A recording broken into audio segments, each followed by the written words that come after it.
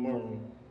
On February 26 in 2012 in Sanford, Florida, George Zimmerman, a neighborhood watch member, fatally shot Trayvon Martin, an innocent 17-year-old African-American high school student. George Floyd, a 46-year-old African-American man, was killed by white police officer Derek Chauvin, who knelt on Floyd's neck for 8 minutes and 46 seconds.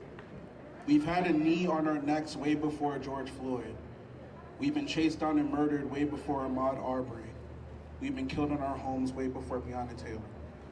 This land has never been for us, always against us, even though it was this land that stole us away from the mother that birthed us, made us build on a land that we have no rights in, stealing the fruits of our labor and then murdering us for trying to strive in the land that was always foreign to us. We kneel and you hate. We protest, you kill. We try to make ourselves independent from the country that hates us so much, and somehow you hate that and burn it to the ground. The ground that we tilled, planted in, and helped bloom now has our blood coating it. Our lives matter, no matter what you say. It feels like every time I have my hood on, I might meet Trayvon in the heavenly skies. I'm tired of having to compromise because of the color of my skin.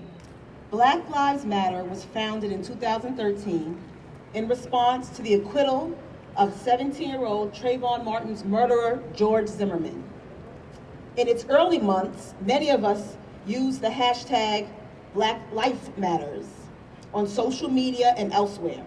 And later, as the hashtag picked up steam, it became solidified as the phrase we use today. The hashtag Black Lives Matter was created by 3 Black women femme activists, Alicia Garza, Patrice Cullors, and Opal Tometi. Every time I see something happen to a black man,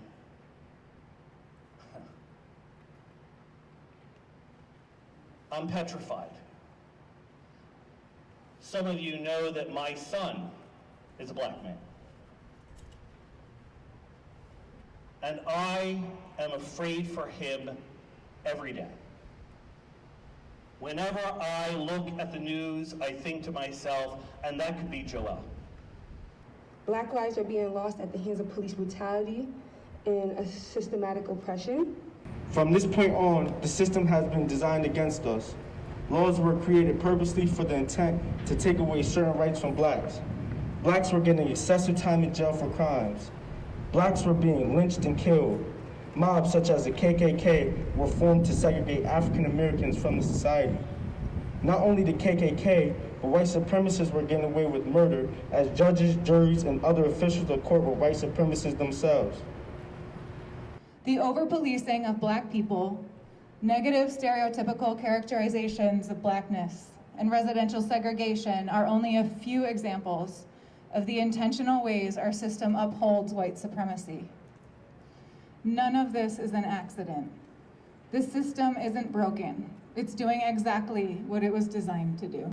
Even though the system's not made for you, you have some people on your side, white or black, that want to see you prevail.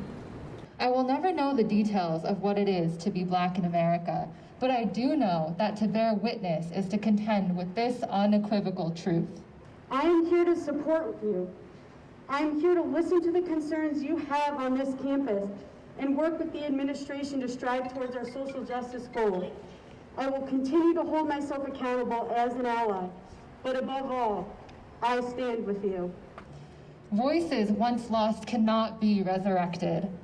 What we are haunted by is ourselves and the questions we ask only when the clamor of complicity comes to a halt. If every American saw Emmett Till's casket at the same time they saw that he was a boy who had a suitcase of jokes he liked to tell, would this country change? If the answer to this question is no, what are we and where do we go from here? We pick and choose which injustices we want to stand against. We choose not to see how injustice intersects and how every form of privilege there is an equal and opposing form of oppression. When will you not have to take social media breaks because you keep seeing people that share your skin complexion die? When will you stop carrying your ancestry on your back to preserve it from colonizers? When is enough enough? Back in the days, we were the ones that were filling up the jails, right? Back in the day, we were the ones coming out, giving out speeches. But now it's time to do that again. And this time, we're gonna make them hear us. Not with violence, not with anything crazy. They need to know, just as we know, that it doesn't matter what the color of our skin is. We eat the same. We sing the same. Well, I don't know about that. But yeah. We are no different from anybody else. Here today, we stand with Black lives. We stand, I do not feel your pain, but I am with you. No, I want you to feel my pain. I want you to walk with me. I want your feet to burn, to walk that same walk, to cry those same tears, for you to feel like your brother just got shot, like your sister just got shot. It doesn't matter that we're not the same skin. We are the same kin. We all are all children of the same God, whether you believe, whatever God you believe in, if you don't believe to know God. We are all the same. This is for George Floyd, Elijah McClain. This is for Sandra Bland, and for anyone else we have lost to a system that doesn't care about us. We must contact your legislators. You must contact your congressmen and women and demand change. All lives can't matter until Black lives matter. That is a reality. And until we acknowledge that, we will never be able to move forward.